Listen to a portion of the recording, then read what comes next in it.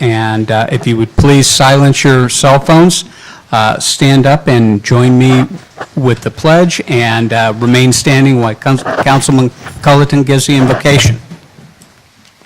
I pledge allegiance to the flag of the United States of America and to the republic for which it stands, one nation under God, indivisible, with liberty and justice for all.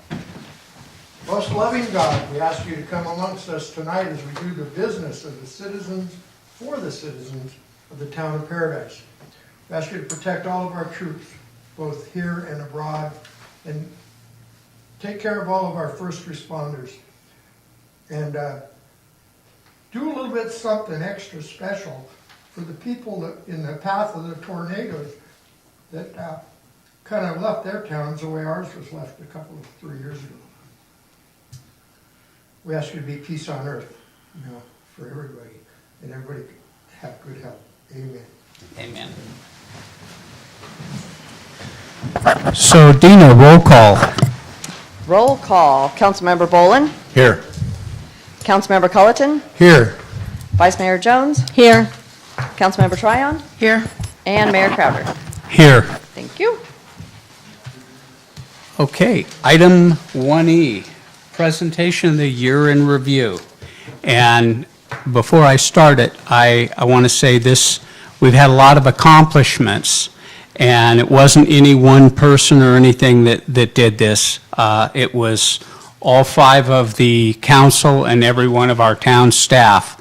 And in advance of this, I want to thank you all for your hard work. As of December 8th, rebuilding 1,146 single-family residents and 242 multifamily units have been rebuilt and received a certificate of occupancy. The town was awarded $198,000 from the Prop 84 grant to fund the general plan housing element update with a focus on fire resiliency as well as master ADU building plans and fire-wise landscaping plans for use by the public. Septic grant. The town was awarded $150,000 in local early action planning funds from HCD for the digitization of over 11,000 septic records to be made available online to the public. Recovery. Trees. Private program completed. Government tree removal program. First program of its kind. 5,600 properties enrolled, over 25,000 trees removed. Category 4 programs. $10 million for a 75-25 cost share program to help property owners remove hazardous trees that were not eligible for the government program. Application for Phase 1 program setup awarded. Trees will begin to be removed next year pending approval of Phase 2. Early warning system. The town applied for construction funding in early 2021 and are working with FEMA on environmental requirements. We expect approval for construction very soon. Reseeding. Hired River Partners to complete a reseeding plan, which was accepted by council in November. Ignition Resistance Rehab Program. Awarded funding for a program to help homeowners harden their standing homes that survived the fire. Defensible Space Code Enforcement. Awarded funding to provide additional code enforcement for defensible space requirements, helping to keep our community safe. Updated the town's website to better communicate with the public. Housing. Expanded housing department to help residents come home. Working with households on owner-occupied rehab reconstruction program. 10 homes completed, 18 homes currently under construction, 32 applications in process, 99 households shown interest in program. Working with developers to identify sites for affordable rental housing. Awarded funding for septic grant to assist property owners replace damaged septic systems. Rebuild advocates working with hundreds of residents through the rebuild process. $55 million in CDBG-DR funding for the multifamily housing projects, more than 8 units. Working with the Department of Housing and Community Development on guidelines for smaller multifamily projects, 1 to 7 units. Completed local census survey to fill in data gaps. Public Works, sewer project, begin the environmental impact report process.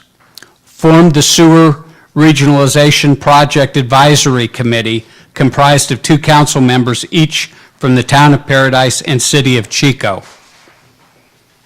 Transportation Master Plan, nearing completion of the Transportation Master Plan. Council directed Skyway reconfiguration. Progress on surveying and storm drain work. Working in collaboration with neighboring jurisdictions on evacuation planning. Nearing completion on update to design standards. Non-residential market study in draft form. Identified projects for federal funding consideration, Row Road extension. Downtown project. Project to install sidewalk, curb, gutters, lighting, and pathways in the downtown areas, as well as repave, begin this summer. Expanded Public Works Department staff to meet increased project needs. Economic development. Establish business development meetings to assist businesses opening or returning. Establish regular meetings with the Chamber of Commerce and business walks. Seal redesign. Finance. Fiscal sustainability plan. Expanded contract with HDL Services to provide better business and sales tax data. Personnel. Hired staff in nearly every department to meet the increased needs of a town recovery. Police department fully staffed. Administration. Established a new platform to respond to public records requests. Successfully established hybrid in-person virtual meetings. Hired an IT director to reestablish IT services.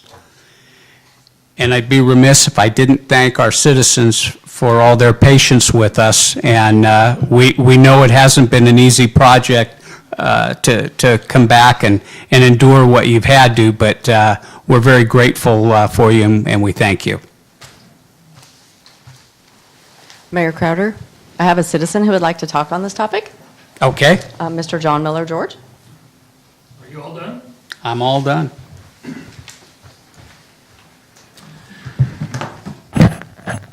I guess I'm going to have to play midget here. I used to come here a lot. Is this on? Hello? It's on. It's on. Okay. I used to come here a lot until you guys convinced me that it was a waste of time. I lived in Apple Tree Village, and 20 houses survived. 18 of them were probably occupiable. You guys did nothing to preserve that housing. Not only that, but every single house in that place had underground utilities, everything but water. So gas and electric. And not only that, but they had a connection to where an RV or a FEMA trailer could have been pulled in and put there. You cannot have economic prosperity without a population. And nobody is going to drive up to Paradise from someplace else where they can buy food, etc., cheaper than here. And people that are living here, because of the way you guys have bungled the rebuilding, often have to drive somewhere else to get food and services. I'm glad that Grocery Outlet opened, but you guys take too long to get too little done, and you don't set goals correctly. The proper goal would be to start off with how many lots were destroyed in the fire, and then give them free rebuilding permits and help getting themselves rebuilt. I've been going around and applying for all the FOX, as in fake help programs, and you know what? They don't even accept the FEMA documentation. Well, why on earth do we have to go around and fill out 5 sets of different forms? If we're lucky, it's only 5. And then, oh, geez, we can't help you. Oh, we can't help you because of this. What it boils down to is you guys have been very helpful to people that have money, and you've been very obstructive to people that don't. And what's interesting is most of these people that don't have money are waiting on PG&E, the company that burned their houses down. And you guys require us to hook back up to that company that burned our houses down before they pay us damages. You guys could at least quit harassing homeless people. You guys should be ashamed of yourselves for harassing people for 3 years because PG&E hasn't given us our money yet. You should be ashamed of yourselves. You got a fully stocked police department, but you don't have a fully stocked town. Why is that? Why are you guys more concerned about police than you are about reconstruction? Time. Of course it is.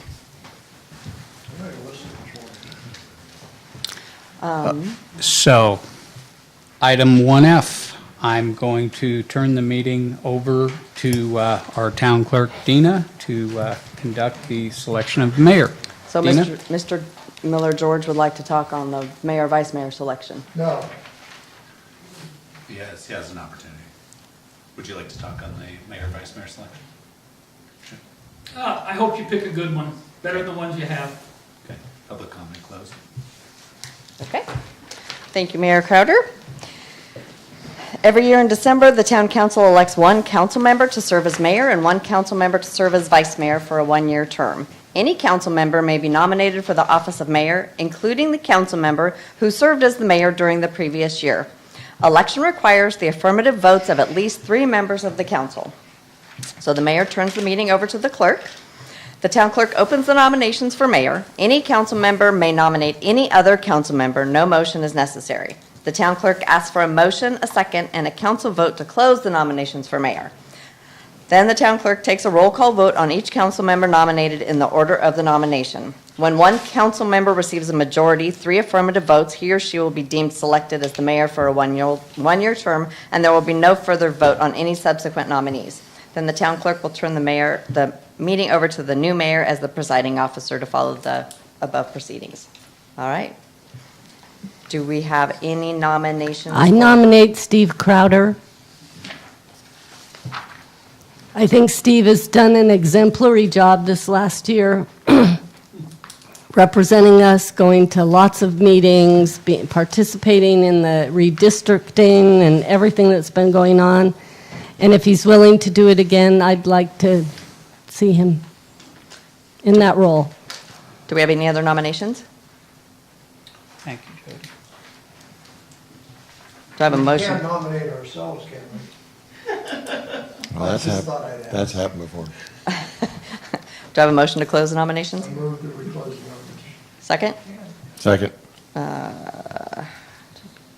All in favor of closing nominations? Aye. Aye. Thank you. With no other nominees, then Mayor Crowder will remain the mayor for the following term. And I'm turning the meeting back over to you. Congratulations. Thank you very much. Try to get it right this time. Thanks, Woody. Payback, you know. So I now would like to open up nominations for vice mayor. I nominate Greg Bolin. I'll second. Are there any other nominations? Well, we can't nominate ourselves. You can. No. No, I don't want It to be looks at the bad. station, so I'll just not say anything. Are there any other nominations? I move we close nominations. Second. All in favor of closing the nominations? Aye. Councilmember Tryon? Aye. Thank you. Okay. Item 1H, Campfire recovery updates. Written reports are included in the agenda package. And we have Colette Curtis with Recovery and Economic Development Director. Any questions for Colette? Yes, I have some questions.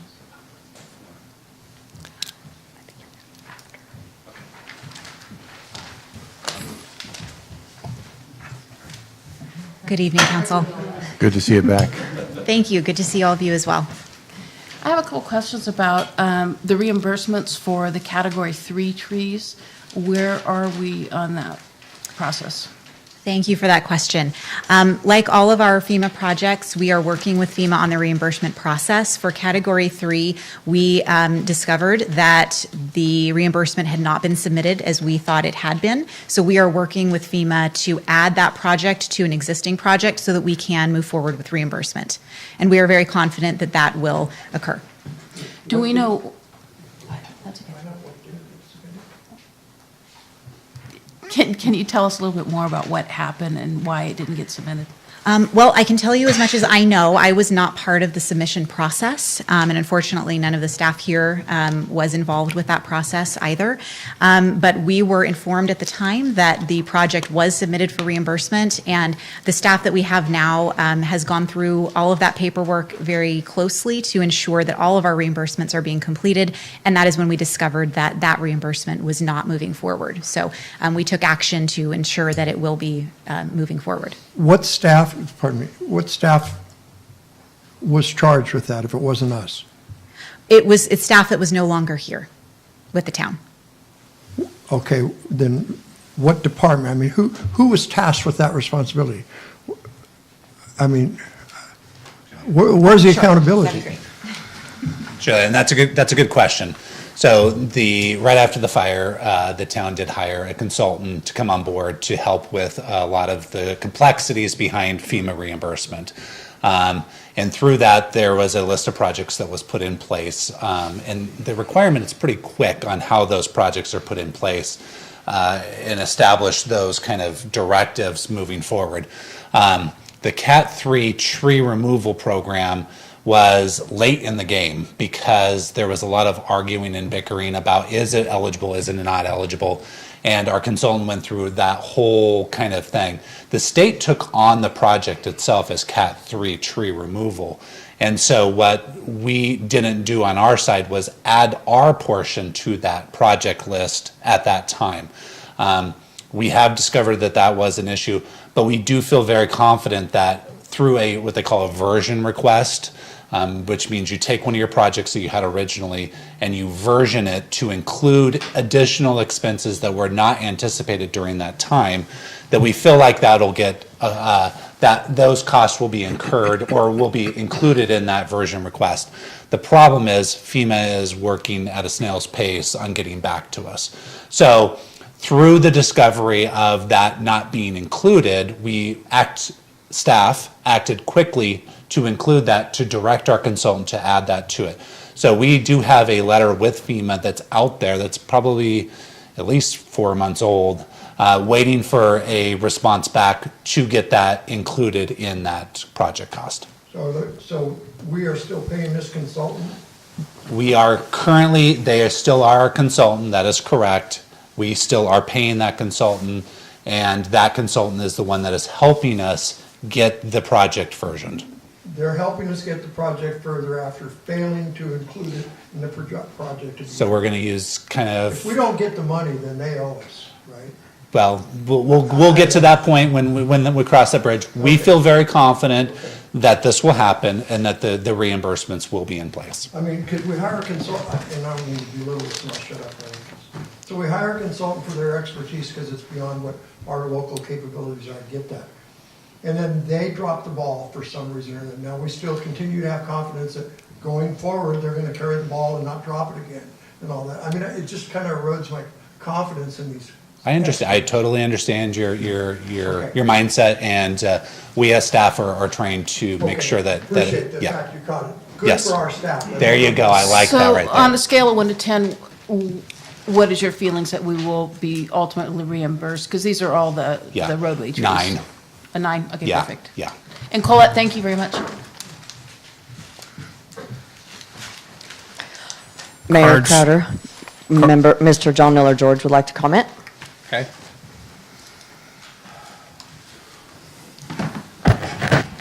I was here a while ago, and I asked the board, or the council, how long do you guys expect to be on welfare? And you guys didn't have an answer for it, and you don't have an answer now. As a matter of fact, this going for something, and the staff dropped the ball and picked it up and all that, is kind of disappointing, especially since, what, how many thousand lots are still burnt and unhelped? You guys need to do a better job. One of the things that also pestered me and bothered me, being a homeless person from the fire and then coming back to town and trying to rebuild, was the fact that you guys don't help people rebuild. What you do is you put up obstacles. Like, you got to prepay me to build my house on my lot. I have to prepay you fees that you could just put as a lien on the lot. And therefore, I would be able to have built a house 2 years ago.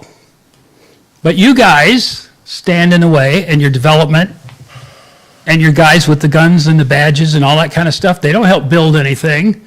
All they do is inhibit the kind of progress that built this town in the first place. We didn't have to have all of these committees and all of this stuff and studies. You guys are still studying stuff that could have been done in 2019. When are you guys going to get your act together? Okay. Mark Maddox, Public Works Director on Infrastructure and Sewer Update. I have a couple of I have a questions. couple questions. And- Yeah, I bet you they're the same ones. Yeah, I have. Maybe. I have a couple too, so. Boy, you're in trouble. All right. Good evening, council. Yep, glad to Can answer I any go first, questions. Steve? No, go ahead, Jody. I have two questions. The first is about PID and them not taking responsibility for the work that's holding up our roadway projects. Can you explain that a little more? Sure. And what we're going to do about it? Sure, thank you for bringing that up. So the Town of Paradise has several grants with the Emergency Relief Program that's governed by Federal Highways Administration. And those grants are enabling the town to account for campfire-caused damages to our road system. We are completing a town-wide design for repaving of some sort on all publicly owned and maintained roadways in Paradise.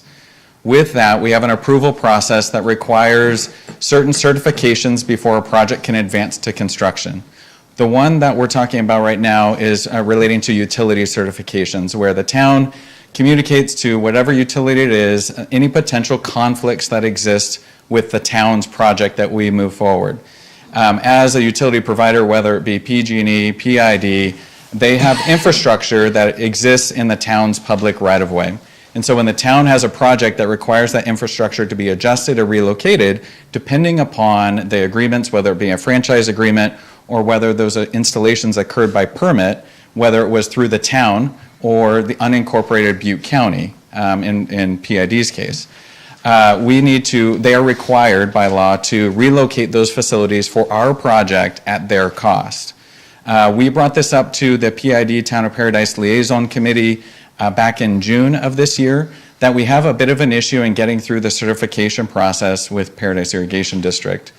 In the last 7 months, we've been working with staff, establishing kind of what the dispute is, whether PID believes that they have superior rights for the Town of Paradise to not be responsible for those financial costs associated with our project on their facilities.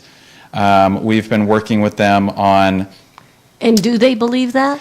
At this point, they haven't given me a definitive answer on whether they believe they have superior rights or there is an effort to delay a financial commitment associated with the project. So the person who is the interim director of PID is Tom Lando, who used to be the City of Chico Public Works Director, who obviously knows how this process works. And what does he say? We've been working with Tom and staff, and they've had additional changes in their internal staffing and consultants supporting them as well. There is a desire to get this solved. We're just trying to get it solved quickly. As mentioned back in June, this was on our critical path. At this point, the lack of a certification for utilities through Caltrans and FHWA is putting our schedule in jeopardy for 2022 to deliver a paving project for the town of Paradise. The relocations. That's not okay. Understood. The relocations we're talking about are minor in nature, but in the cumulative sense of town-wide, it does add up, and there's a significant financial burden. We've encouraged PID to seek FEMA funding or other emergency funding that's associated with the fire, because our project wouldn't exist if it weren't for the campfire. So the same should be true for them. Otherwise, we're asking for road rehab when we come through. We're hoping to do what's called milling and filling. So in certain areas of town, we will grind out a portion of the roadway. In order for us to do that, their water valve lids need to be lowered below the depth of our influence for the grinding. And then when we pave that road, we need them to raise that lid back up. So on a scale, on one individual lid, that could cost about $600, $750. But when we're talking thousands and thousands of lids to be adjusted to grade over the next 5 years or 4 years, it definitely adds up. So we do need some support. We do need some resolution on this issue. The town has issued a draft notice to owner and a potential utility agreement that we need Paradise Irrigation District to sign very soon. So is there something we could do to help? Because I don't think PID wants advertised that they're holding up the town getting its roads paved. That doesn't look good for them. No, certainly our recovery is complex, and partnership and collaboration, all the feel-good stuff is happening.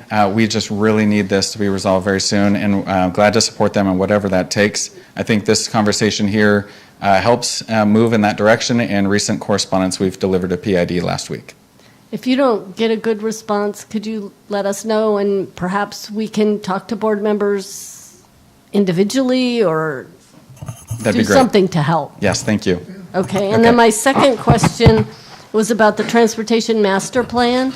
Yes. Do you have an estimated completion date? Yes, so overall, the Transportation Master Plan should come before council for what we call adoption or approval in April of 2022.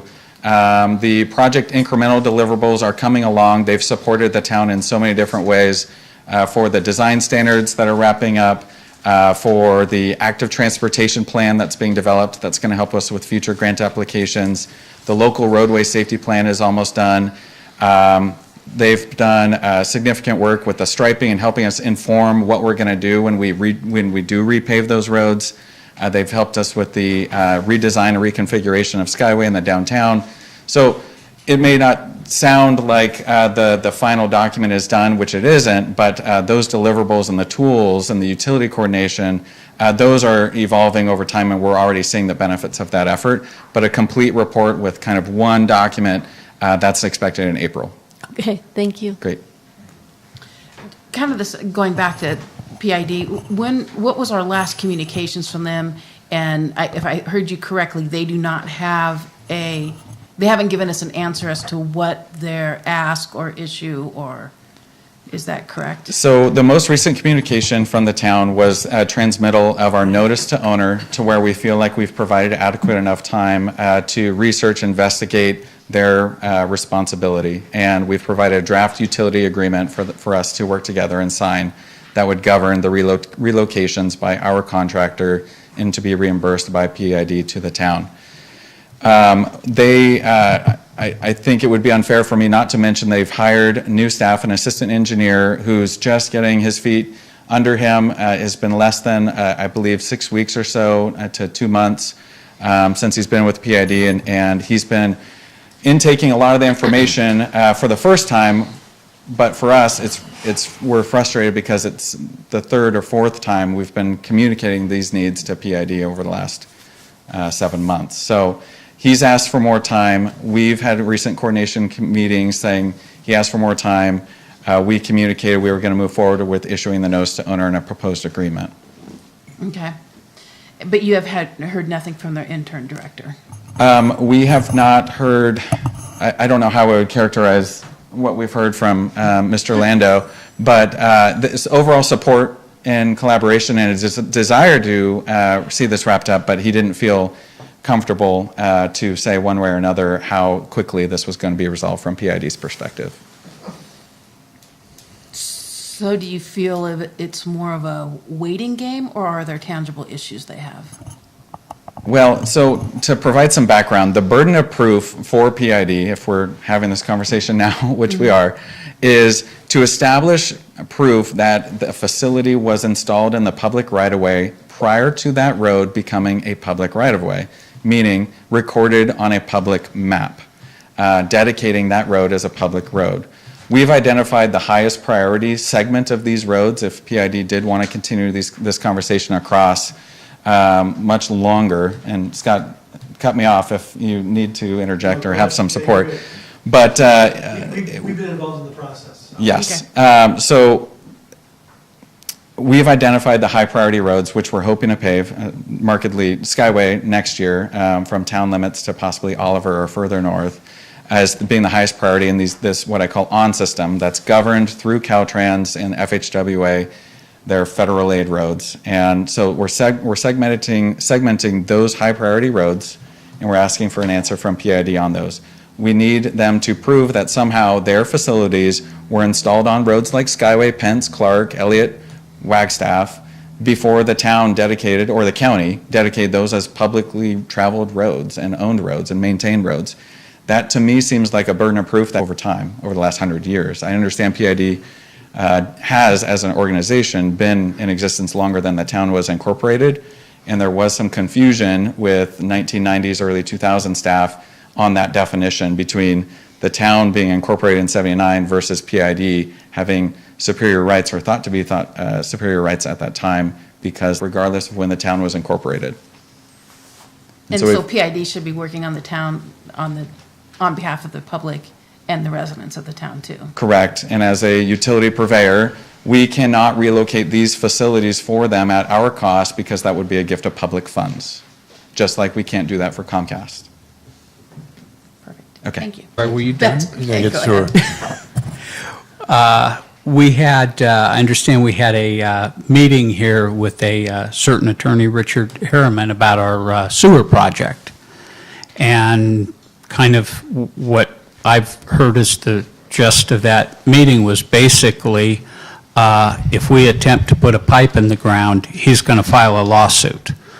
Can you elaborate a little more on that meeting? Sure. I might defer to our town attorney, again, being sensitive to the CEQA process and the characterization of Don't. legal potential. Don't leave. I won't. No. It's sensitive. We want to make sure that we're doing the right thing pursuant to the law. We met with Mr. Harriman and some other individuals some that he represents, one that he does not, an engineer that he does not. We were able to, the letter that you see in the agenda was one that was purportedly sent previously. It was sent to the wrong email address, so we actually had never received it. The comment period is still open, so we let him know it's fine, we'll accept it. We'll seek all of the public comments that you respond to them. So the purpose of the meeting was to listen to whatever their comments were. They presented an alternative project. They presented the reasons why. We have an obligation to look at what they presented. We will respond to it. Does it mean that we have to do a full-blown environmental analysis on what they presented? No. Because then, imagine the absurdity of that. Then everybody who doesn't want the project will present a different full-blown environmental analysis that's required for some alternative project. You will respond appropriately to the comments that he and the Northern California Environmental Defense Council, I think I got that name right. Yeah. We will respond appropriately to the comments and to the issues that they raised. Will we do everything that they ask? Probably. And just, to me, it sounds a little bit like extortion. And this attorney kind of has a track record of filing a lot of lawsuits against a lot of entities when he doesn't get his way or what have you. So Yeah, I am not unfamiliar with that. I have been on the opposite side of him several times. So from his frivolous lawsuit, how much can he slow us down? Well, look, I am, it's interesting, I'm not going to prejudge. What I find ironic about the whole scenario, and I'll be candid about this part of it, an environmental impact report that is deficient, You haven't even. when it hasn't even been published yet, is really, I mean, it doesn't make any sense. So look, is he going to sue? Who knows? He has said he's going to. I've heard anecdotally that he's going to sue for some reason because he thinks that there's a better project available. Well, what he doesn't get to do, what the law does not allow, the law authorizes the project proponents. The law does, now you have to analyze that project and you have to make an attempt to mitigate the environmental impacts of that project that you determine your constituents need. What the law does not allow is it does not allow for someone to substitute. What he's saying in this, sorry, do you want to go ahead and finish? So that being said, what recourse would we have? Who protects So our rights against this? If a lawsuit is filed, look, we are going through the environmental impact report and the drafts and we are appropriately responding to the comments that are made. I use the term, and we all know where these things can sometimes end up. We do our best to, probably 9 months is how long that process will take. Probably. Can I give you some information from my experiences? I probably had 5 or 6 of these when I was Caltrans district director. They took about a year and a half. And it's actually a good thing that we know what he'd like to see happen because it gives us the ability to analyze it and explain why it doesn't work for us, possibly can be. And as long as we've done our job, they can take you to court, but they won't win, and it usually takes about a year and a half. You get delayed. Well, And it costs you money to defend yourself. And that's my point is, so what is the recourse on that? Is there nothing we can do? Can we not go after his law license? Can we not go after recovering fees from him? You can't. So they are not provided to a successful defendant. So you as a governmental entity would not be, generally speaking, would not be entitled to recover your attorney's fees and costs. Which explains why he files so many lawsuits. Okay? So No, there was an engineer in the room, and there were two members of the, gosh, I'm not sure I can pull that off twice, the Northern California Environmental Defense Council, that's it. 2 members were there from that group. Okay. And do you have other names off the top of your head? Bill Bynum was one, and the other one I've got it written down is a younger gentleman. Okay. Because I also noticed that it looks, this environmental group that this gentleman is fronting, is that correct? Or is it He does represent that environmental group, yes. as well as one of these engineers? No, he does not represent the engineer. Got it, okay, He does not, okay. yeah. And do we know,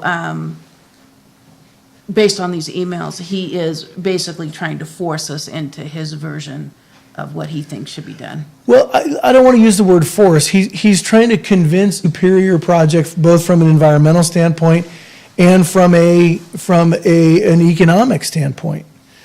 You know, there are some serious questions as to whether it is, but that's his position. His position, and I will tell you, it's not just on behalf of this group. He also, the letter, he says he's representing himself as a taxpayer. He genuinely believes that.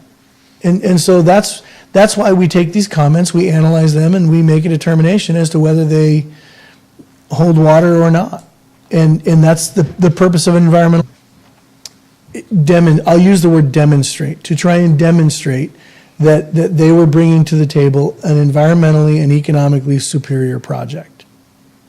That was their purpose. And this was the same presentation that we listened to quite a few months ago, I believe. Very similar. Okay. Yep.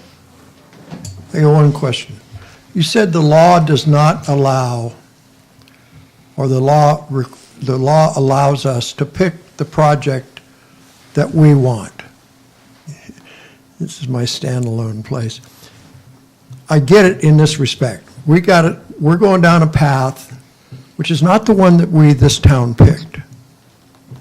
We were told by another entity that they wouldn't, if we went down the path we picked, they would not support it.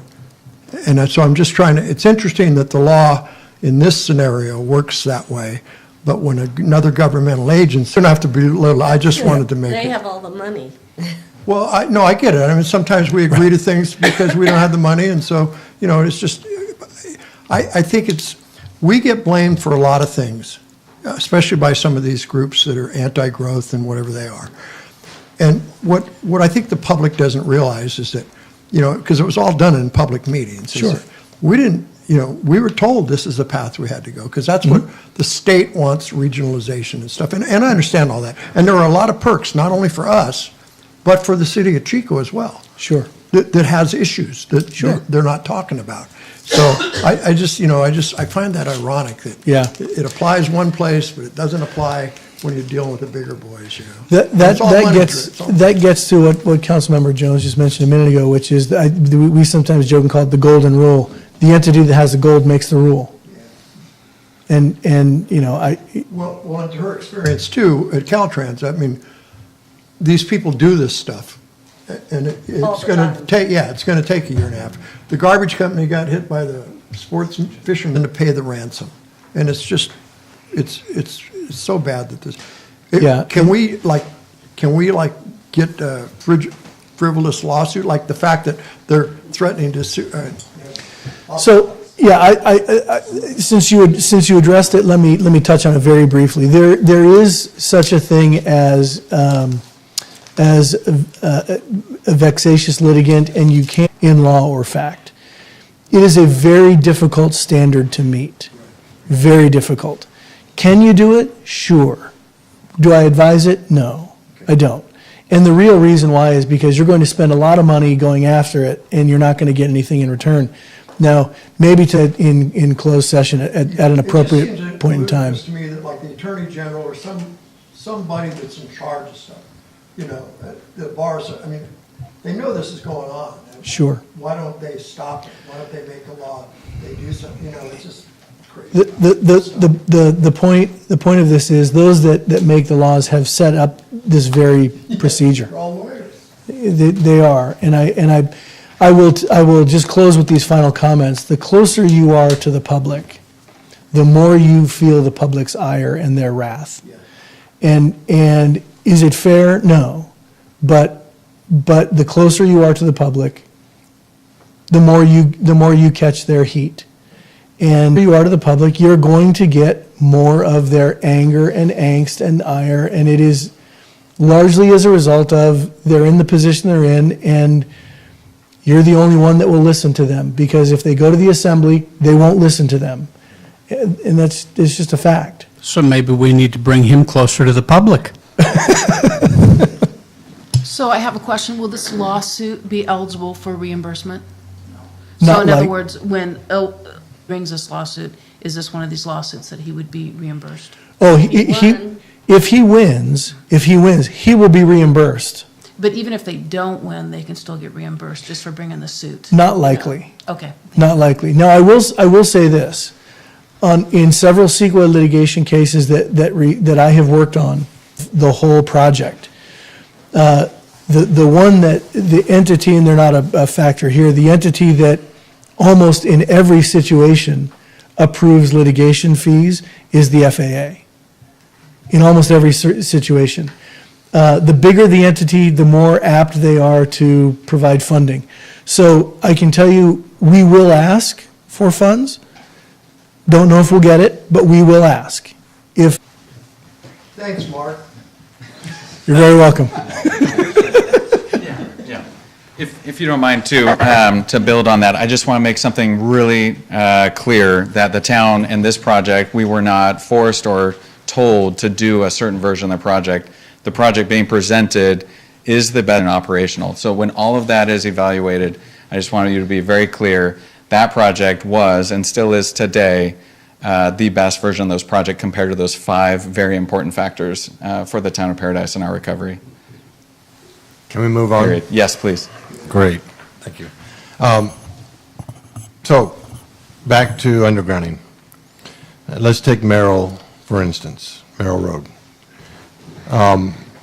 Comcast and the other one.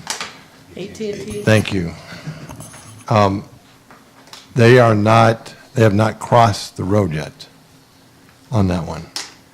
And I don't know how many others are in that same boat where they have not crossed the road. And when I talk to them, now I know these are the lower levels, they don't have any plans to in the near future. So that's very interesting to me that it's not just PID that we're, but they did not bring AT&T and Comcast with them. They brought everything to the road from the house, but they did not cross the road over to their facilities. So anyway, just a heads up that they're Coordinating not. with the utilities and coordinating with the town's delivery of these road rehab projects.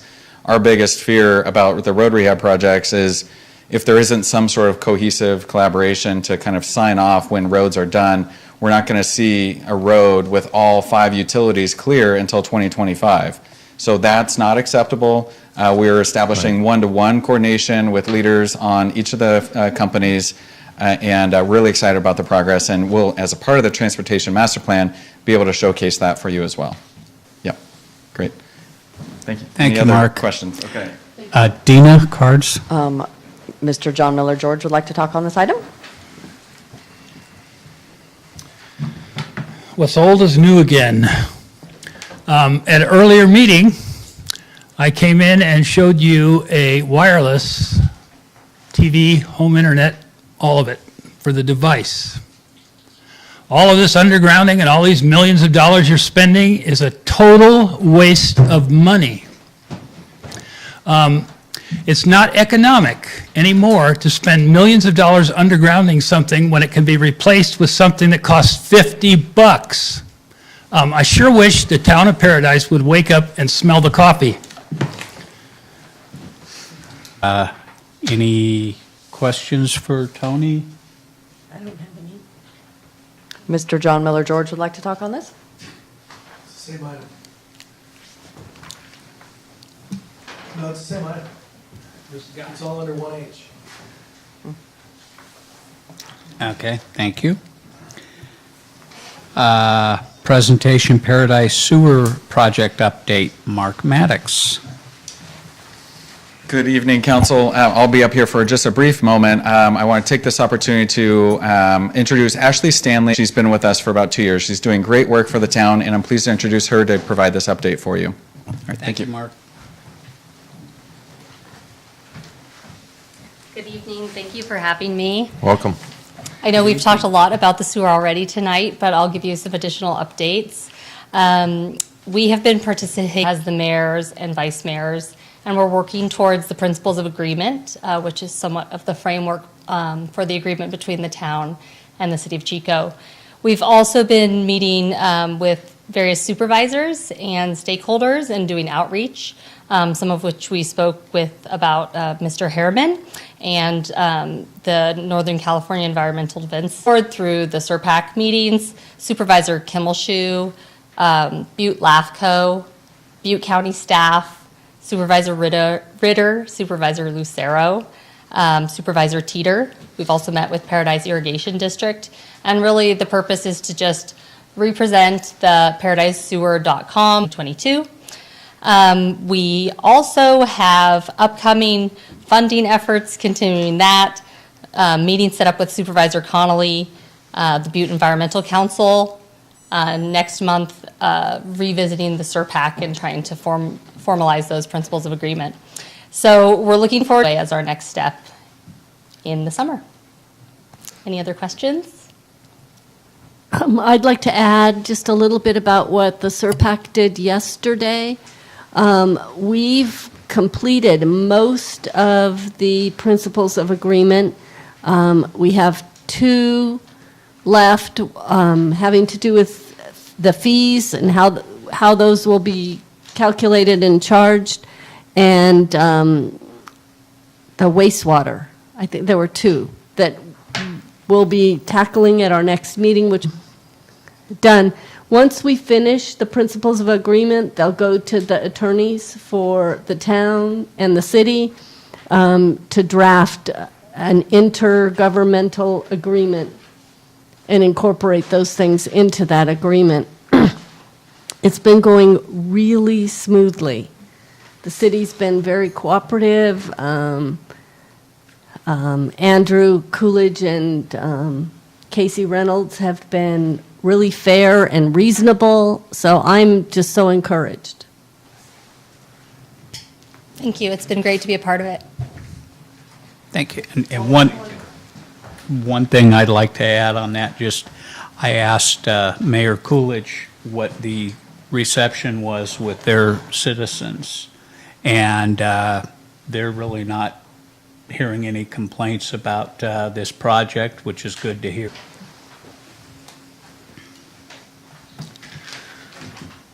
Why would they complain? Why would the citizens of Chico complain?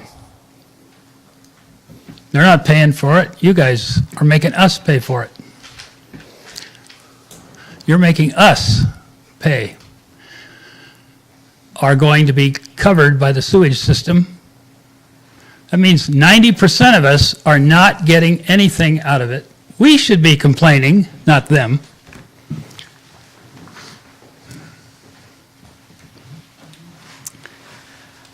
Item 2, consent calendar. Still only get 3 minutes, right, for the whole thing? Total? Yeah, it's not. Should I get 3 minutes for each one? No. Why not? Because I said. Because they're dealing with consent as one action. You get one comment period for one action. Just relax, Woody. And I will ask that you keep it to the items that are on the consent agenda. Okay, I would like to not waive the second reading of the entire. Fortunately, you're not the one that gets to waive it. It's the council. I get to make a comment, don't I? And that's my comment. You can comment, okay. Thanks, I did. Go ahead. I move approval. Second. Motion by Boland, seconded by Crowder, or Culleton. Roll call vote, Councilmember Boland. Aye. Councilmember Culleton. Aye. Councilmember Jones. Aye. Councilmember Tryon. Aye. And Mayor Crowder. Aye. Motion passes. Okay, no items removed from consent. Item, Good evening, council, and Merry Christmas to you. Thank you. And this is a Christmas Thank you. gift to you from the Paradise. We will have put another 5,000 daffodils in the ground of the town of Paradise. That brings us to a total of 185,000 daffodils planted. Is there any question why you nominated the daffodil as the town's official flower? I mean, my gosh. Come spring, get your cameras out. Invite. That's just part of what I am here to talk about. But because it has come up in many meetings, I thought it was time for me to apologize.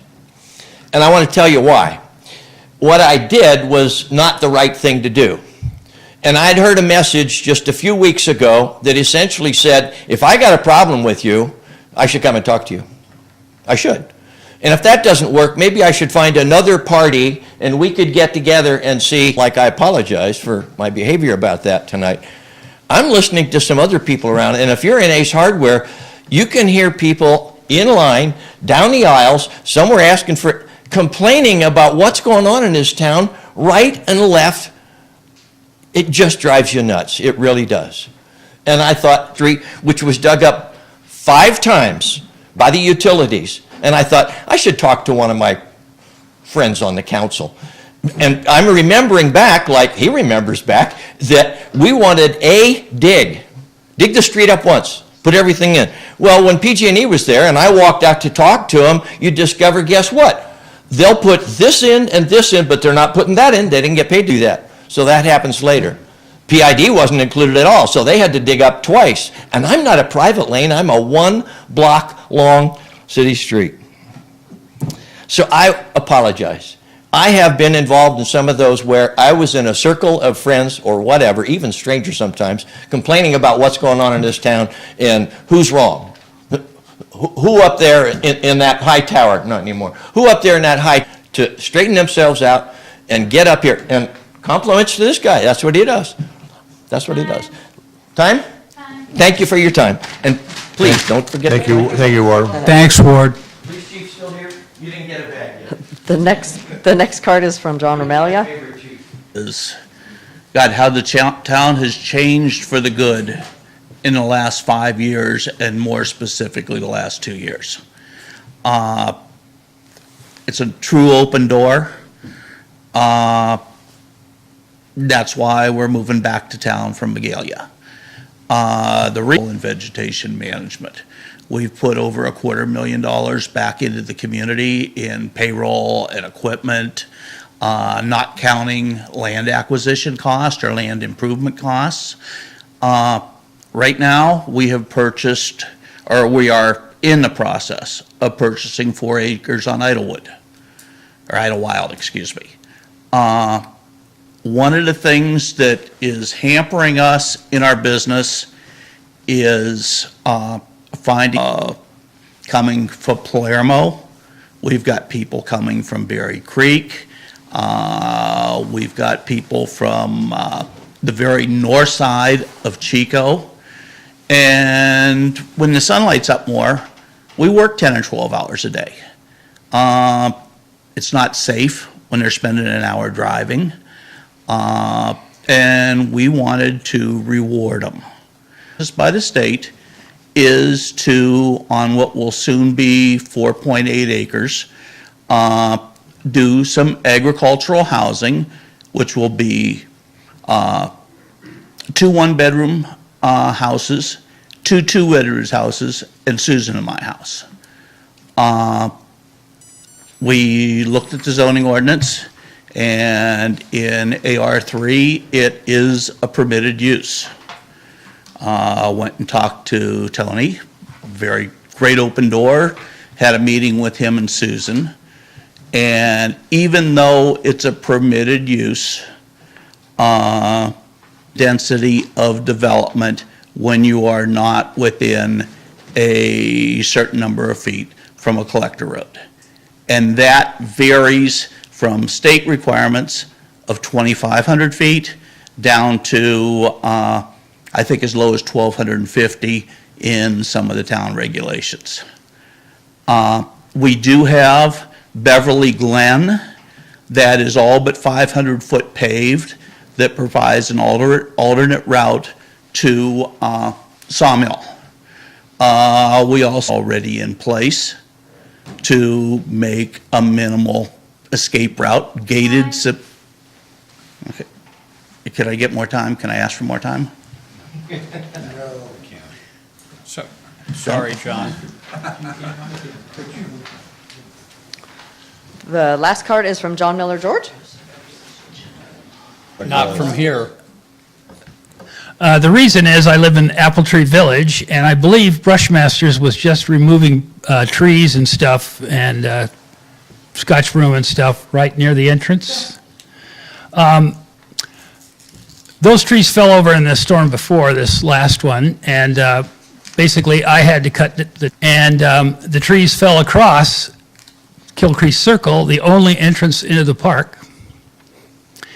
And Brushmasters did a fabulous job on one side, but they didn't remove the trees that fell across the road and into the RV storage area of the park. If you want to talk to John, you can go out there and talk to him. This is public communication with town. It has nothing to do with a private individual. Well, how can I communicate with you about telling you about a problem without communicating it? Well, then communicate it to I'm us. telling you what went wrong. Okay. So you're currently living in Apple Tree? Yes. Okay. And 1 year and 4 days after the fire, after all the offers of help and all that stuff were gone, we were notified of eviction, and then the COVID came along. He hasn't evicted us yet. But you guys are the reason that we're still stuck there, and we bought a lot up in Magalia, and the county is the reason we're still stuck there. So you guys are the single biggest people keeping us from building our homes. You guys have your hand out. You want a brot, and then when we get our building permits and all that other stuff, we can get a loan and we could pay the fees. But no, you guys want prepays. We've got to pay you money we don't have because PG&E, the people that burned our house down, haven't paid us yet. And so you won't let us build $250 million, and you can't give away rebuilding permits for everybody?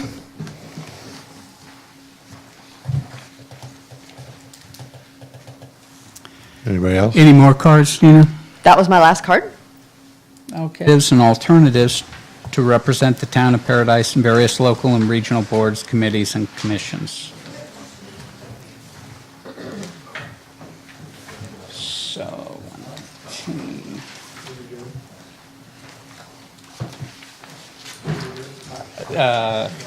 680, appoint council representation. So we have charts on page 124 and 125, and we're all the same people who were here last year. Can I just ask a question? Does anybody want to change? I do, but it's not fair to everybody else. Stay on that consortium of care committee. But I'll be honest with you and the public, like, I've attended, they have a meeting once every month, I think, and I've attended 2 or 3.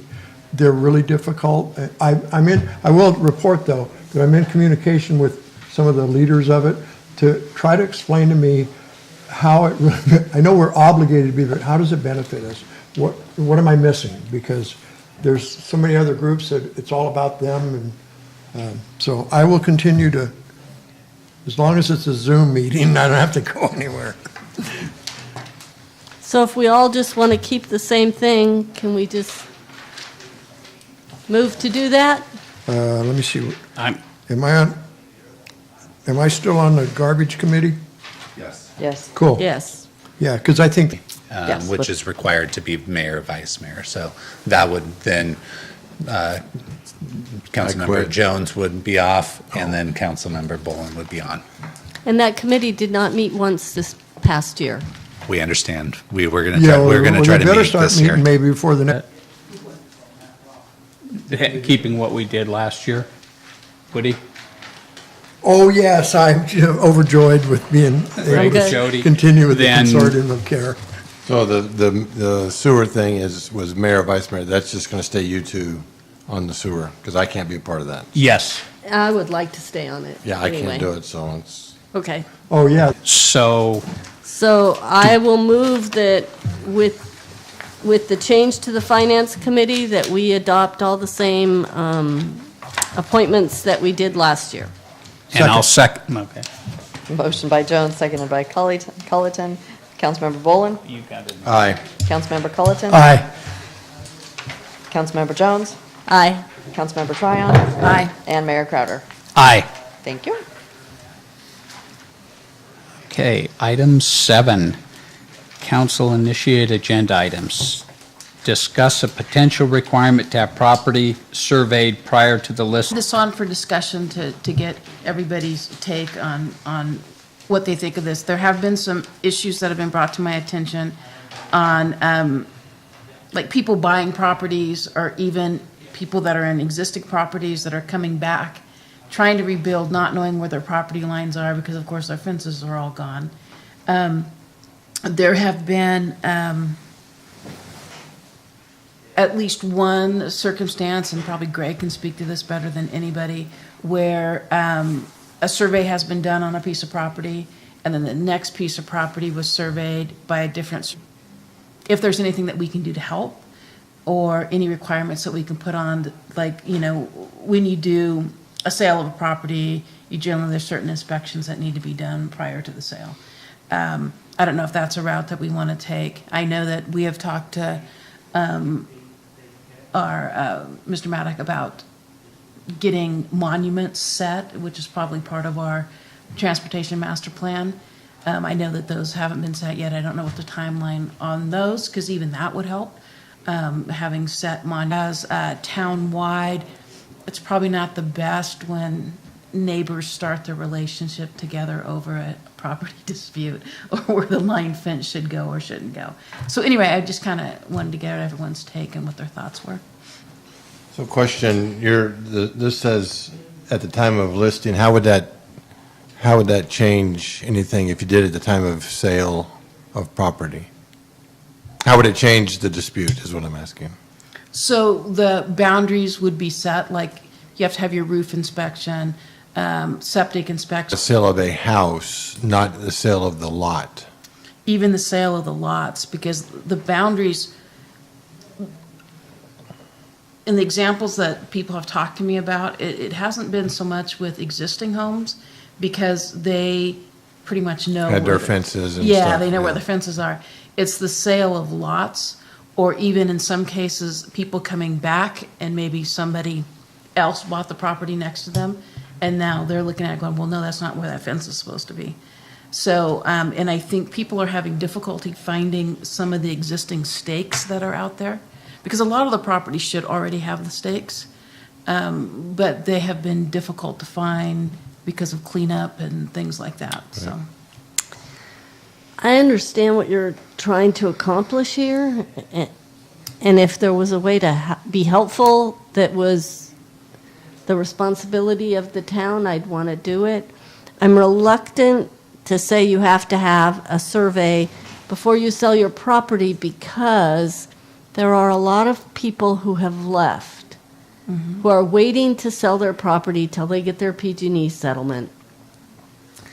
They are not maintaining their property. They're not taking care of the dead trees on their property. They've just left. And personally, take care of it. If you're going to build, so you would be the buyer, and I would think if you were going to buy a lot in Paradise, it would be to build something, probably. You're required to get a survey anyway. I do have some friends who had a dispute, and there were two surveyors. They got the two surveyors together to work it out. Another friend ended up going to court, tried to get the town involved, but it's really a dispute between two private property owners that isn't our fight. So personally, I think we have an interest in seeing those people who don't care about the town anymore sell their property to somebody who does care. To be able to identify the corners. Exactly. And that's part of the sale of the property. So, I mean, I don't remember, I'm trying to think of a time we bought a piece of property where we didn't have those corners identified to us and shown to us at that time. So I think that is something that needs to happen at the time of sale of property.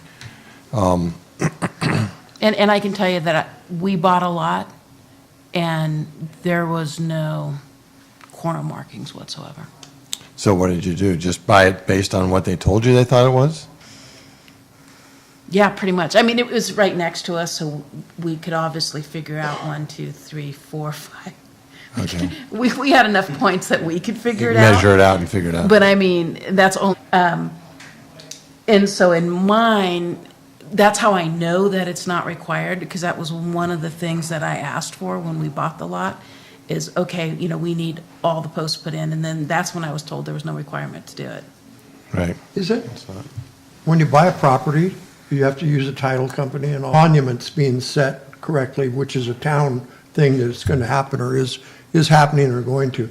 Because I know when I had mine surveyed after the fire, my guy drove 3 times from Reading, so I paid travel, hour and a half travel each time, to find one of the markers, because it was a deed and he had to find all the points.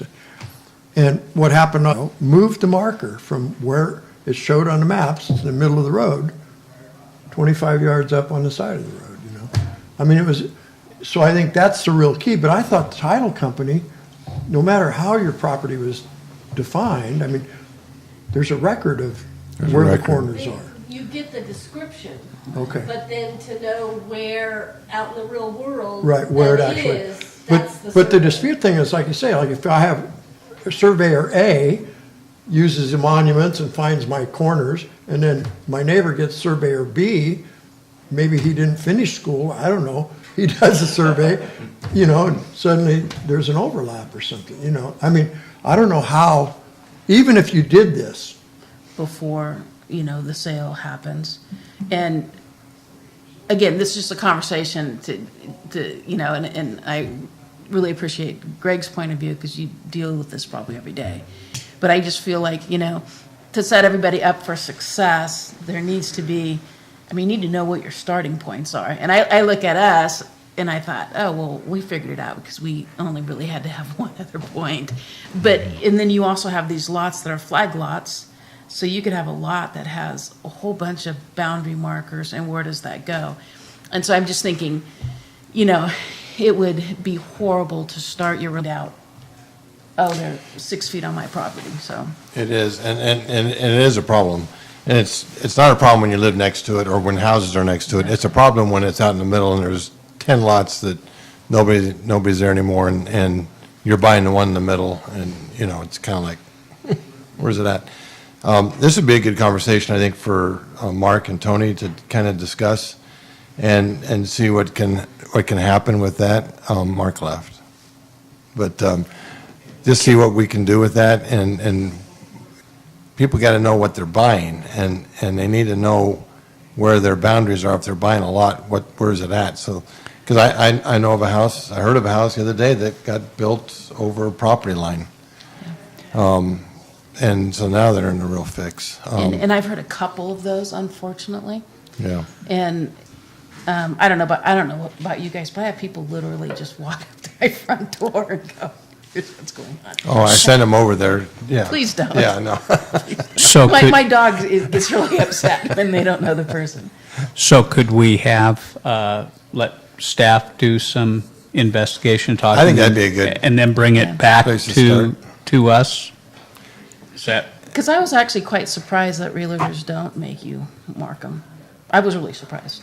I always thought that was something that happened, but I think that would be a good way. that maybe, I mean, you know, have the staff look at whatever they think, you know, as far as to deal with this situation, but I would think that this might be one of those things that, because what Jody said, and I heard from other people, I don't own multiple properties, but I know people that do.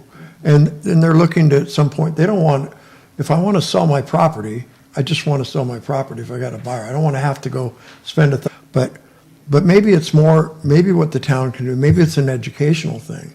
And we have a seminar with title companies and the board of realtors and educate all of the property owners. If you're going to be selling your property, you might want to look into it. I mean, you know, I don't know if we can mandate it. And this I mean, was we even- could, but I don't know if we want. This was even a problem before the fire. I mean, I had a piece of property, they didn't like it. But And it's I'm- funny, because it was the bathroom, too. That was the part. I'm confused because in order to get a building permit, you do have to have a survey. Before you start the building, yes. So I don't understand how a house could be built on the property line. Because they needed a building permit and they had to have a survey before they got They it. found the wrong spots. They were in the wrong spots. They thought these were the property lines, and they marked those as a property line, but it wasn't. Pre-fire. Didn't So we? they had a bad surveyor? Well, not necessarily. I don't know. I don't know. They identify, when an inspector comes out, Tony, you can help me here if you want. When an inspector comes out, that ability to do that, you as a contractor or a home or owner builder need to show this is my corner, this is my corner, these are my corners. You flag them and you show that you have your setbacks proper. When I built my house, I had to provide the town with a copy of the survey. Yes, you do. But they don't. Because we already require a survey. And then if you Well- build someplace else, that's a different problem. That's not a problem caused because we don't require a survey. Yeah, but you're leaping on this one. You have your survey, all of a sudden they're gone. And I don't know if the neighbors took them or what happened to them, but they were gone. Now, our survey was there, and I could kind of come up with it. I had to call a surveyor and say, hey, can you come out and restake it for me? Just so I know. And then I had to flag them, I had to put cones on them, I have them all, they're all dialed in now. But I didn't know where it was at, because someone moved all those stakes, someone took them out. All I'm saying is that requiring a building permit, it doesn't solve the problem you're talking about. Doesn't solve the problem, other than it solves the problem of the person knowing what they're buying. And, that would be something I would think the buyer, that's why I said they should talk about it. The buyer would require that. I need to know where my property lines are. I need to know what my property looks like, but they might see differently, and that's why. And it would also prevent, like, your situation of, We had this, Dean had. So the requirement for a building permit, when a building permit's applied for to require a survey, comes out of the building code. Because we know that all kinds of vegetation, fences, boundaries, anything that we know is required, the survey is required for a building permit. The site plan is representative of the survey. And then we look for pins, stakes, monuments that clearly represent the property. And then we take measurements off of that to see that the building is in. Could those pins, we're not surveyors, we don't recertify those pins. We assume that they're being accurately represented. Actually put monuments in your corners.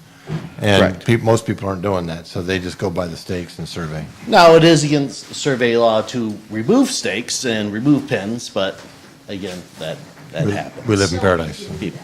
Well, and that's true, and that could be something when if you were to have monuments set out and over time, development happens in the streets, undergrounding, they could. Being put in when they were putting poles in, we had monuments there that they're gone, and they didn't put anything back in, so that doesn't always happen, but. it seems like a lot of the monuments that are missing, and just seem to be, like, not out on the road so much, but in between, like, backyards to backyards. It seems like a lot of those monuments, for whatever reason, are missing. Yeah. Mine was Heavy equipment. an iron stake about that long, hand forged. That's what. And a lot of them are that Still way. got it, A lot of them are that way. So I think let's let the staff, and I think you're bringing up a good point and that this is happening. I don't know what we can do to make it better. Jones's position, and that we want to have people who want to sell their lots do that. But then you can also negotiate that as part of the sale. That's true. It's like, okay, And the buyer could get the surveyor and get it lined out. And, yeah. I'm out, it's yours, but you need to pay for the survey if you want it. Right. That's true. So do we have a motion It's just or a, I think it's just the staff coming back to us, and if there's something to be done, and they bring it Okay. up. Couple ideas on my end, Mark. Yeah. So Tony, We need prints. if you're listening, we're gonna give you council direction. To come back with a couple ideas Sure. for solution. Yeah, we have one. We got it. Yeah. Oh, you have one already? No, we're gonna bring staff together, we'll bring the Public Works Department, and we'll look at that also. And we could get a billboard on the Skyway say, if you don't want your neighbor's bathroom in your backyard. Get a survey. Get a survey. Thanks. so Greg, was your house worth more with Don't that? mind me asking, how on earth did you like sell? There was a fence, and we knew the people, and they had a different survey company that notoriously was wrong in their surveys. And so we just said, hey, here's the information, you verify it, you take care of it, we don't want your property. The house is, I'm not gonna, Yeah. so we just want the fence, resurvey it, get it established, and we're good. And they did it, it was $2,000 for them to go do that, and they weren't happy about that, but it was sad, But there was one surveyor that was notoriously off in this town, so. Shall we go on? So, item 7B, council reports on committee representation. Greg? Well, besides the truck parade and the tree light and all that stuff, that was fun. LAFCO, I did not make the meeting, but I listened to the meeting. They changed where they were meeting. Finally, we're in person. I go to where I thought we were in person, and they moved it somewhere else, so government agency out of that. So very interesting, has nothing to do with Paradise, so.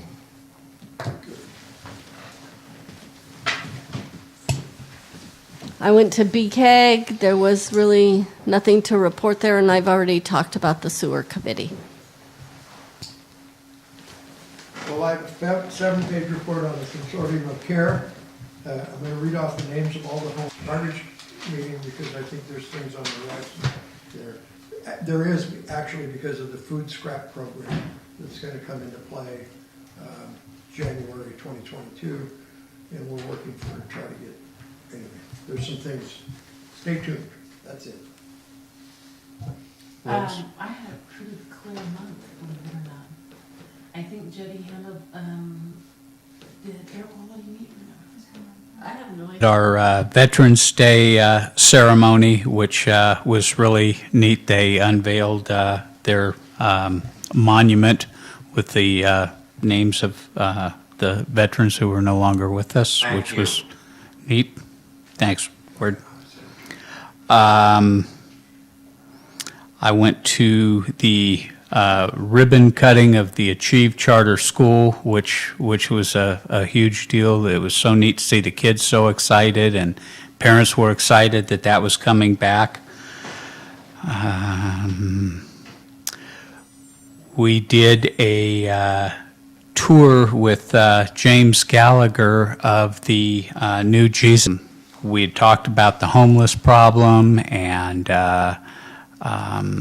also affordable housing. We then came up and toured Paradise Community Village with those legislators.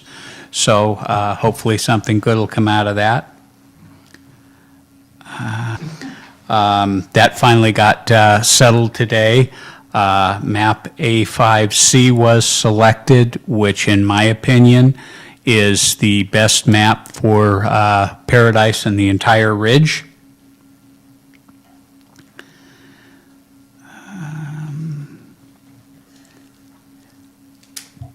Attended the truck parade and the tree lighting, and that was really neat after a year absence for me. Can I ask Woody a question about the food scrap program? I read in the paper about this new law that says you can't throw food scraps in the garbage after January 1st. Well, that's in about 2.5 weeks. But I haven't heard anything from NRWS about what we're supposed to do with our food scraps. And if you're on septic, you don't put those down the garbage disposal. You throw them in the trash unless you compost. So can you enlighten us? Do you know anything? I know the town has applied for an exemption because part of what runs this thing, you have to generate a certain amount. They want, NRWS is gearing up to put it into place.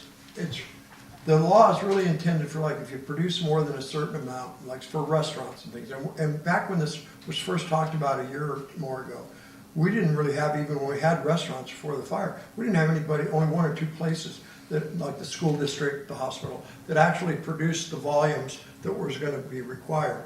The fact that they're ratcheting it down to it's coming out of metropolitan areas. It doesn't, we don't know. So they've applied for an exemption for us? The town has. Let me answer the question. So one of the requirements was to take a base year of your tonnage, and if you had a base year that was over a certain amount of tonnage, then you were then there was also a population exemption associated with that. So if your tonnage was below a certain amount and your population was below a certain amount, you were exempt from this law. So our population base is below that amount, but because they're taking a 2014 base year, that is pre-fire, obviously, and it was at a population that would be way above the exemption on the 2019. We got a quick response back from CalRecycle that denied our exemption request. So We are not stopping there, just to let you know, but there's also a process that you go through that you are showing that you're making efforts to comply, and if you show those efforts that you're making to comply, then there's no fining that would go on in that you're not complying with the requirements at that point. We're moving down with this requirement. In that time frame, we are going to then work through the legislative process to try to get our base year moved from that 2014 into a base year that really kind of more represents our population at this point in time. Because at this point in time, we technically would be under the requirement. So that's where we're at with this. So you probably won't see any changes to your service. That's what Tahoe's doing. And Just take your wrappers off and put it in your room. but one of the big issues that they're having a problem with is that there's no areas for this to be taken to locally. So we could really accepting these type of food scraps. Correct. Yeah.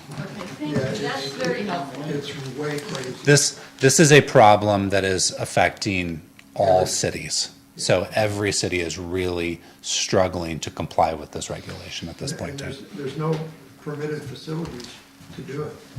Yeah. I mean, the water board and other ground can is being taken to Yolo County to be processed. So, Crazy. Thank you for the information. Yes. So, future agenda items, anybody? let's have a council appreciation dinner. We have to put that in the agenda. I'm just kidding. I'll keep it brief. First of all, I want to say thanks to the staff. The staff has been just really doing a wonderful job.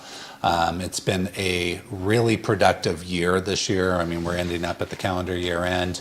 And the projects that we've gotten accomplished are just amazing. So I'm just thrilled with the staff. The department heads are just, their departments are just kicking butt. From the public safety side of things, I mean, the police have a safe environment here. And I just really think that they are just doing an outstanding job. The fire department's doing an outstanding job of keeping us safe, but also keeping us on the forefront of making sure that what we're doing moving forward is going to keep us safe into the future and bringing funds back into this community to get rid of some of the trees and some of the weed abatements and those type of things. Obviously, the building department is just cranking. There hasn't been a slowdown since we've started. They're walking them through. Not everybody is eager to build a house, but they're getting them to the end result, which is just outstanding. Public Works is doing a great job, and our economic and disaster recovery is just, the projects are moving forward. They're slow builds. The process is tireless. It's not something that goes quickly, but at the end, we are going to have an outstanding, resilient town that we're going to be very, very proud of. So the staff has just been doing a great job. So I wanted to kind of give them kudos. We have met with a few individuals, and so what we've had conversations with the California, the licensing board, to make sure that they're moving that forward. And then we're being eager on making sure that these contractors not only have a license when they pull a permit, but following them through the process to make sure that they're following all of the documentation that's required. We understand their rights associated with that and the money that should be requested at that time of signing and then through the process. So we're trying to educate the individuals that are coming in to make sure that they know so we're following all the way through that process. We're also requiring the contractors as they come in to get business licenses. So we're keeping up on that so that we're building that side of the business also, so that we have this kind of thing coming Are we together. following up with the other contractors that work with them? We're trying to get all the way down to the bottom. Great. Exactly. We have been awarded the California Resiliency Council grant. That was the present, how we can become, with our mitigation factors, how that can lower insurance costs for our residents. And so that was, we asked for $200,000 and we received a $182,000 grant. So that's moving forward, focused on Paradise. Okay. Specific, but it's geared to be a regional, it's geared to be able to take that and use it in other regions around the state. One thing that I will say is through our roundtable or through the housing, North State Housing, so with this California Resiliency Council grant, we're going to work in parallel with the legislation to try to develop legislation to help on that side also. So there'll be two kind of parallel paths moving forward. We have the long-term recovery plan. We were able to find UDA to move that forward. And then after the new year, we'll start scheduling appointments for council members, for the public to be able to have input on the long-term recovery plan update. And then the other thing too is, I just want to give our building, the restrictions on those those funds are absolutely ridiculous on trying to get those out to actually individuals.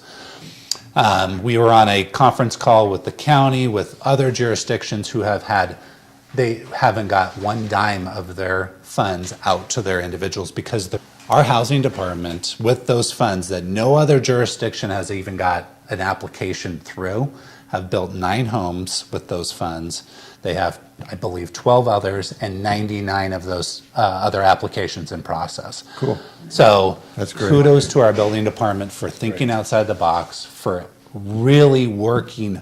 And with that, I'll just say happy holidays and thank you very much.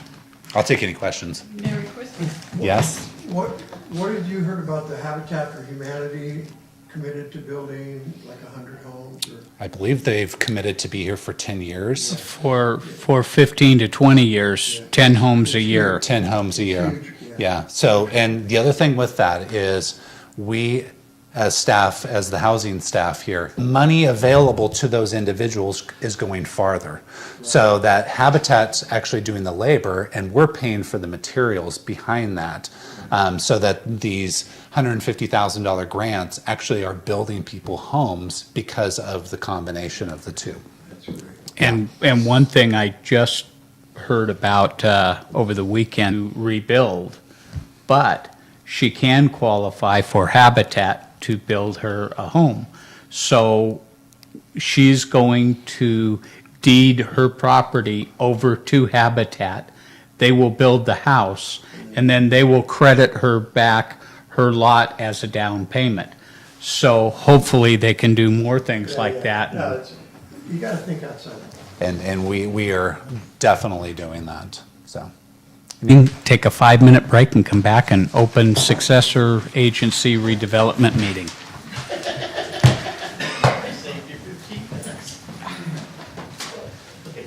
Got a question.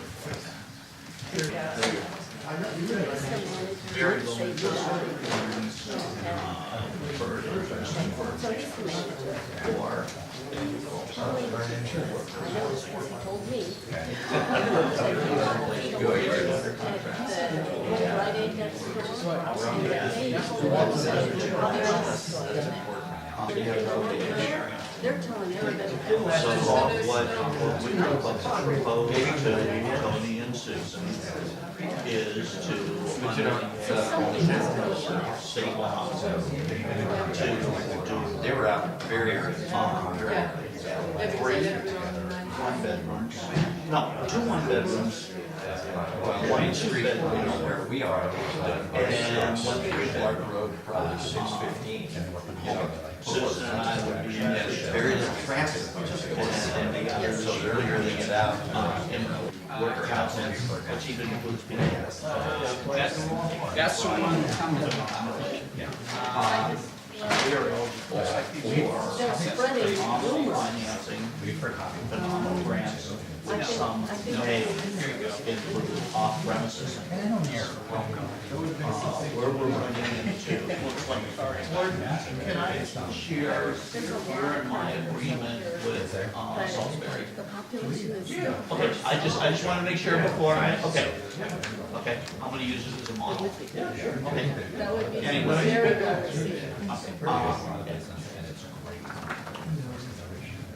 Tony is coming up, well, you got 3 with that money. Hey, Kevin, I don't want to try and wiggle through calling it. did you see where I went? I was gonna figure out what you You understand what I'm saying? rivaling through my desk. And have them, No, well, I started okay. it in the chocolate. I was so pissed. I just. That's good, that's good. No, she was sending me notes on it, because I mean, long day, long week. Okay, well, that's a little bit of what I, and in fact, there's no restrictions. And we're happy It's that with native, those. yes, you have a right But to. Tony's I mean, I trying to feel like figure a we're- way to wiggle around it, because we're running into the problem, even though it's a permitted use in AR3 zoning, which we're in. That's debatable. That you've got your But listen, regulations. no, Mark is out there trying to defend, I'm sorry, I get what 1250, you said, yes. state Plan we says adopted, 2,500. we Maybe were you say forced into 1,250 adopting, feet. going on a path. And so I said path. And we're down on South Lake. We were told, we voted. Bennett doesn't go through. The direction this Come committee around the back was to way, build so our I'm all own in for land. private roads. Private roads, if we come into a That's a piece piece of of property. publication, so we get all the flack. But, You're getting one flag. yeah, One individual. it's very deceiving looking at the zoning code, saying it's a permitted use, period, for agricultural housing. And then there's lots about wildland or fairly, very high fire severity zone, because the whole town except for a few acres is in, that basically prohibits it. Not prohibits it, but makes you go to a discretionary permit. And listen, what was it, 7 years ago, 7 or 8 years ago? Yeah. You know, it sure we could change. I argue presidential, but What else do you got? Successor agency. What's the successor? You want to stick around for that? It's really exciting. yeah. Do you scold me if I snore? Yes, we do. Hey, Ward. Yeah, because it seems like we have support from the staff. I've got the 4 acres and Thank you, by the way. and we got one little neighbor that you guys are going after big. I still have one lavender with a hummingbird on In it. fact, the one neighbor that I'm meeting tonight. My lavenders are all gone, but I butter, I mean, like, you're not doing it. I had a butterfly. Now, there's Greg. You're probably working at exactly what they are. So there's ways we can do I it. have this one flower that's continuing. Hey, Kevin, this is just It a has blue things. There's a little presentation. There's a little presentation. Well, yeah, we aren't actually just on one end, we'll be combined. Just so you understand what you're saying. Why start now? You're bringing in. Just wondering. 4 acres, you can soil the perks very well. what's my word? We can look at it. Challenge. Okay. Challenging. That would be challenging.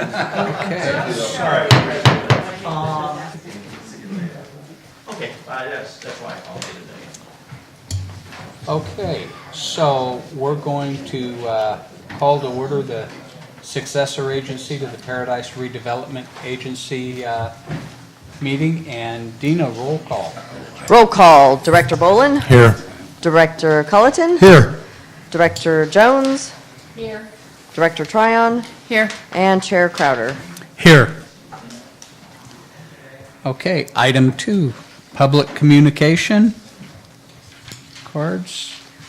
I have no cards on this item. From our attorney. It's only one item, you can only speak on one thing.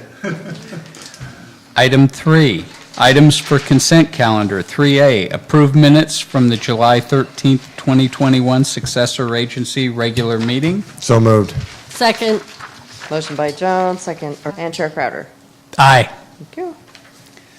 Item 4, items for consideration. Consider approving the recognized obligation payment schedule for the period of July 1, 2022 through June 30th, 2023. Russ. 22 through June 2023. So to start with a little bit of an overview of the process, so in order for the successor agency to the Paradise Redevelopment Agency, or RDA, to receive any distributions for the from the redevelopment property tax trust fund for debt service payment requirements, the successor agency here needs to submit a payment schedule to the auditor controller. In order for that Butte County Oversight Board to approve those ROPS, this first has to be approved through the successor agency. And an oversight board meeting has been scheduled for January 19th, 2022, so that'll be the next step in the process here next month. 2009 and 2016 tax anticipation bonds that are still outstanding. So this includes $336,000 of required payments for the 2009 bonds and $76,000 of required payments for the 26 trustee fees, as well as continuing disclosure requirements. And this brings a total of $420,000 that has been included in the ROPS. So typically in this process, the ROPS are funded through a property tax increment within the boundaries of the former Paradise RDA project area. However, as I'm sure you're all aware, given the destruction of homes and businesses within that area during the campfire, we have been anticipating that that property tax increment will not be sufficient to cover these payments. And this is the first year that I think we'll actually be realizing that. So in correspondence with Butte County cycle is that it's highly likely that either the town or Butte County will need to loan funds to the successor agency in order to cover those payments until a point where that tax increment is sufficiently restored. At which, once that tax increment's restored, we would expect that those loans that were made to the successor agency would then be repaid over time, with the county and the town, if needed, to establish those formal loan documents to cover these payments, as that formal loan document will be required to have a legally enforceable claim to that tax increment once it's restored. So currently we've kind of started that ball rolling with Butte County. We're starting the correspondence and to loan those funds out. So for this evening, we're just seeking approval of the ROPS for this upcoming period of July 2022 to June 2023, just to keep that process moving forward so that we can bring the payment schedule forward to the Butte County Oversight Board. And with that, I'll open it up to questions. So we can ask the county to front the money? Yes, and there is specific guidance. Currently sitting with their legal counsel. They're reviewing kind of those options. That's been about, I think, 2 weeks to 3 weeks since we've heard back from them. I just sent a follow-up email to them tonight, so we'll hear back hopefully soon. What's the interest? Is there interest? It's even lower than that. It's low. It's super low. Okay. So the first, there are several options. You don't have to necessarily agree to loan the funds. That's the easiest option, is for you to loan the funds. Then you get it back at some future decade. Yeah, like they pay us back every time, right? Yeah, how do tax get high enough to where then you're now into the positive again, then they start paying back all of those loans, and that's one of them that would then get. If they haven't changed the program by that time. That's the other wild card. And so, of course, the subsection C has a provision that says that if there are insufficient funds, that the county can put in the money, because the county certainly does have excess funds that it's turning over to the state.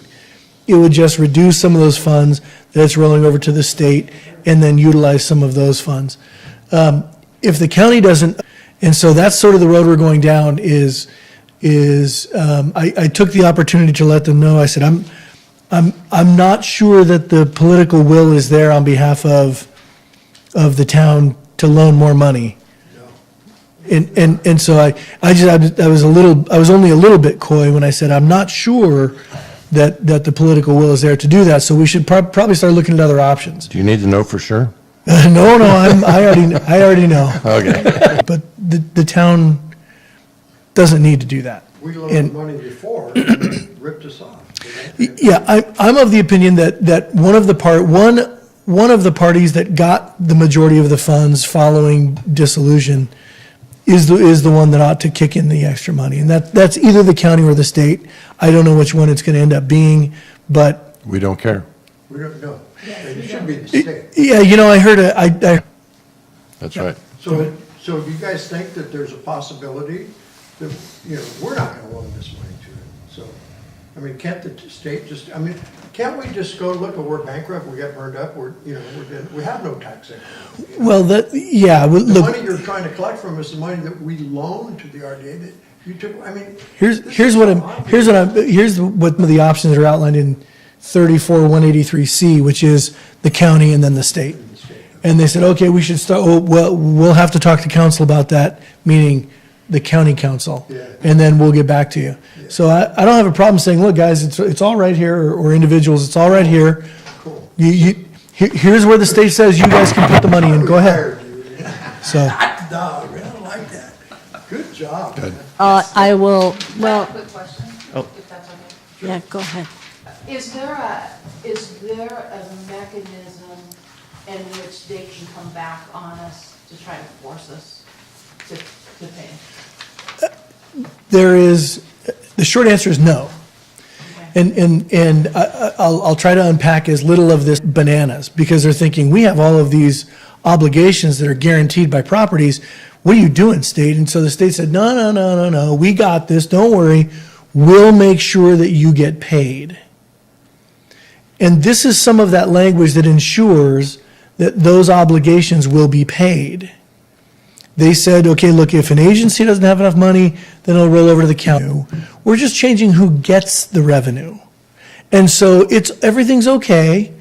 We will guarantee that you bond folks and all of you other loans and all of you other, you will all get paid. We will guarantee the obligations will get paid one way or another. This is how they do that. So even though the town was the beneficiary, ultimate beneficiary of at least one of the projects, they can't turn around and go, got it, okay. Because ultimately, look, the fact is, I'll be candid, you are a unicorn. Yes. I mean, you really I've are. been called you a know. lot of things, but Well, but look, when you hear the clapping of hooves, you expect to see a horse, right? Most public agencies, their properties went up in value, and their communities didn't shrink by 2/3, right?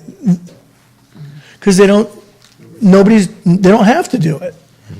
And so my theory in all of this is, state, you guaranteed all of this. Yeah. You're getting all the money. You're getting all the benefit. You get the burden too. So they can't pressure us to use any of the settlement money? No. Okay. No, because where did the settlement money go? Didn't go to the redevelopment agency, because I guarantee you, you can sit here and say, we will enter into an agreement that actually does comply with the law as an enforceable obligation, which is one of the only things that can be added to a current ROPS now, is a loan from the town to the RDA to cover these funds. You're under no obligation to do it. This isn't Cuba. You're not forced to do anything. So you don't have to enter into this agreement. And when we go into those meetings, or when we have these meetings that I anticipate, we're going to say, we don't have it. I'm sorry. We don't have a let's see, what are they calling you now? A successor agency board that is willing to loan funds. We don't have a town council that's willing to loan funds. Sorry. But I see two other parties in here that may be able to. Roll it to the state. The county can either do it, or the county can say, we refuse. And then the state is going to have to say, okay, we'll step up. We'll do it. Okay. Thank you. That's as Reader's Digest as I can get. And it's probably optimistic. I can't imagine it'll be that easy, but you never know. Oh, there might be some angry words, but that's okay. so it's not Cuba, but it is California. Of course, California's not going to really. Look, I How doubt it. can they? We got burned out. No, I doubt We're it. poor. I mean, I really, yeah, I doubt it. I mean, I don't. Okay. This is a They feel one-off. sorry for Like I us. said, this is a one-off. I'm not aware of any other jurisdiction that has to trigger this provision. This hasn't happened to anybody Wouldn't else Reading, until though? Greenville. I don't think so. I think Reading still is in the, yeah, and I think, I'm not aware of any other And jurisdiction. not everybody did the RDA when it was available. True, It was only a few places. true. Well, this will be interesting. So, we'll see. Just from a legal It's worth the standpoint, fight. this will be interesting. Did we Jody, vote yet? make your motion. Vote Director Bolin, Aye.